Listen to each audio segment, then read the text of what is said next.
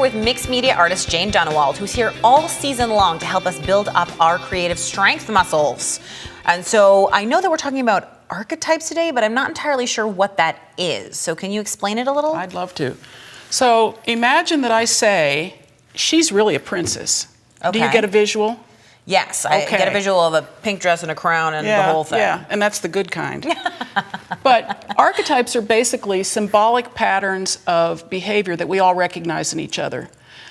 If we get technical, we can talk about Carl Jung, a Swiss psychotherapist, and his whole version of what those all mean. We don't really need to, though, because we recognize it already. If you say somebody's a king or a prince of a guy, or if I say, man, you're really gambling, you got a big gambler, or, oh, your victim's coming out right now. We know what all those mean, and so there's this, I think of it as a shorthand. I was gonna say, it's just a really quick way of talking to somebody in a way that they'll immediately be able to grab a hold of what you mean, the nuances of what you mean. Right, and we're assessing each other up all the time. You could look at me and say, you know, uh-oh, well, firstborn enters into it too.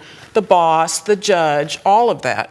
And how do we use that in our artwork? We can use it sometimes by actually figuring out which archetypes fit with us and then writing about it in the journal or drawing ourselves as that person in the journal. It's another way to use your own energy to tap into the creative process. Well, you know, they say that artists always basically paint themselves, draw themselves, write about themselves. So actually, maybe this is a way of doing it a little more consciously. I think it is. Intentional is the word. I love that. Great tip, Jane. Thank you.